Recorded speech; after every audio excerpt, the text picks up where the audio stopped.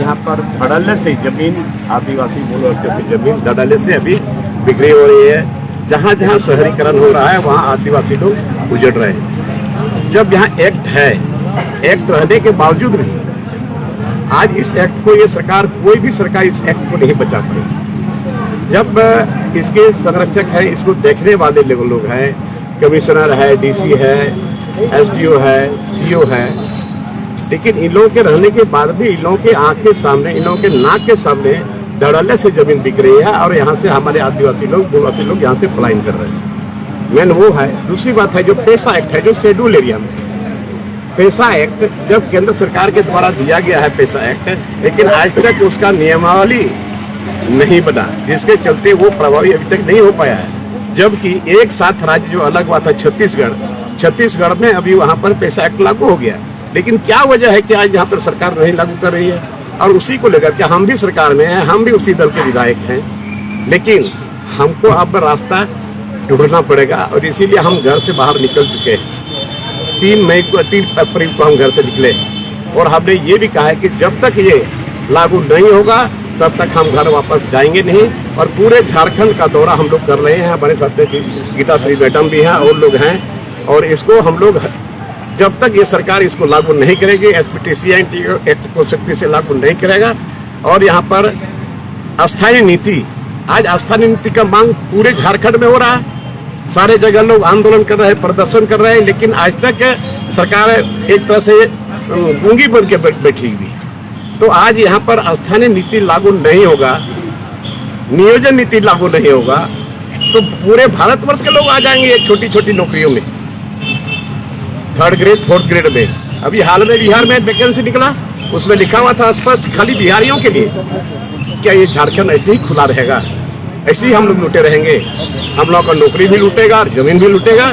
ये हम बर्दाश्त करने वाले हम लोग नहीं है, और इसी के लिए हम लोग कदम बढ़ाए हैं। और इसी के दरमियान में आज हम लोग पहला प्रोग्राम तैयार कर रहे हैं।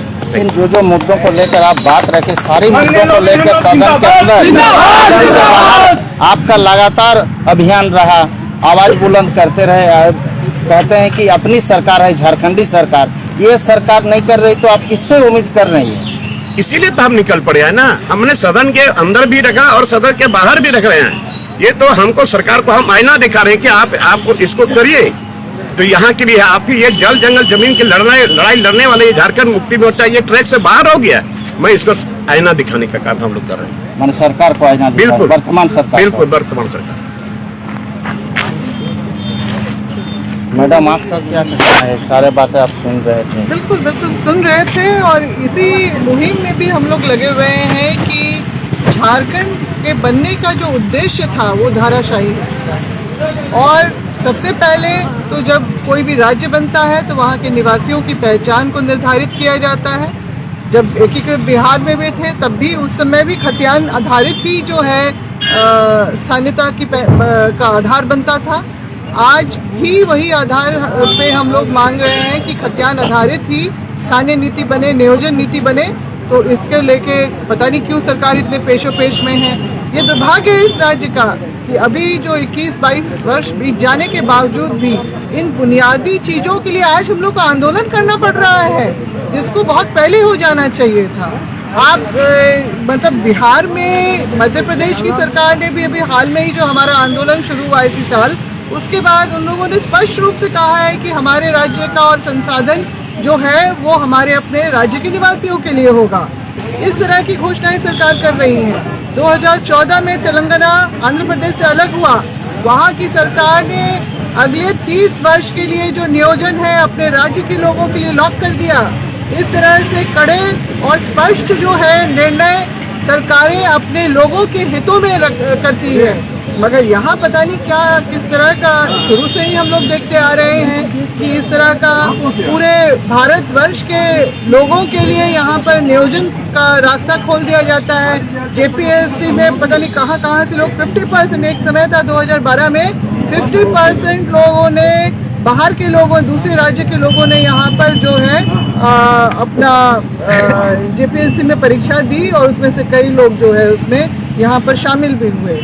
जिस तरह से नोबेल सर इस बात को बोल रहे हैं कि इतने कड़े जो जमीन संबंधी कानून होने के बावजूद भी यहाँ पर जो जमीन तो लूटी जा रही है। और साथ ही साथ जो हमारे अपने झारखंडियों का जो आदिवासी मूलवासी है, जो हम कहते हैं कि 35 साल की जो नौकरी उनकी अपनी जायदाद है, उसमें बाहर से लोग आके झंडा गाड़ रहे हैं। मैं आपको बताना चाहूंगी कि इसी वर्ष जो है माननीय झारखंड उच्च न्यायालय की तरफ से एक फैसला ये भी आया कि 13 अनुसूचित जिले जो थे उसमें भी अब स्थानीय को प्राथमिकता नहीं मिलेगी।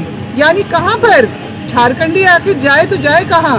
यहाँ जिला स्तर से लेकर राज्य स्तर की जो नौकरियां हैं, भारी लोग यहाँ पर आके ले जा रहे हैं। तो फिर हमारे हित और अधिकारों की तो पूरी अनदेखी की जा रही है।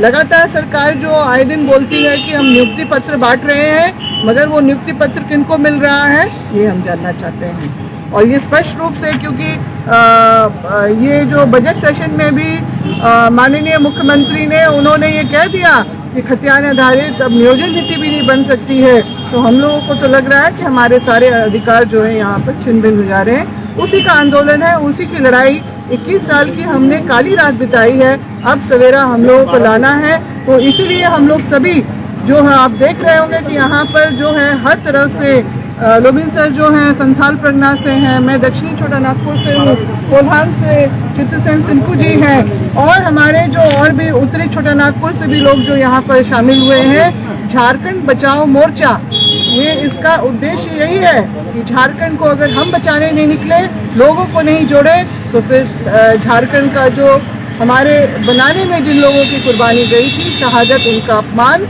हम लोग बर्दाश्त तो नहीं करेंगे। लोगों की हितों की रक्षा करना का भाई हमारा परम धर्म है। लोविंदा, एक सवाल, इन सभी मुद्दों को लेकर जयराम महतो का भी बड़ा आंदोलन राज्य में चल रहा है। पिछले दिन जो रांची में बैठक हुई थी, बताई गई थी कि वो भी आ रहे हैं इस मोर्चा में। जी, उसके साथ हम गए थे, उन्होंने बुलाया, मैं गया। चूंकि 1932 का खतियान की बात करता, मैं क्यों नहीं जाऊँ? कोई भी व्यक्ति की 10 आदमी भी अगर हमको बुलाएगा 1932 का खतियान की बात करके, तो उसके साथ में है। अभी जो ये एकदम इस मिट्टी की लड़ाई है, ये बिल्कुल मिट्टी की लड़ाई है। मिट्टी बचेगा, यहाँ के आदिवासी बचेगी।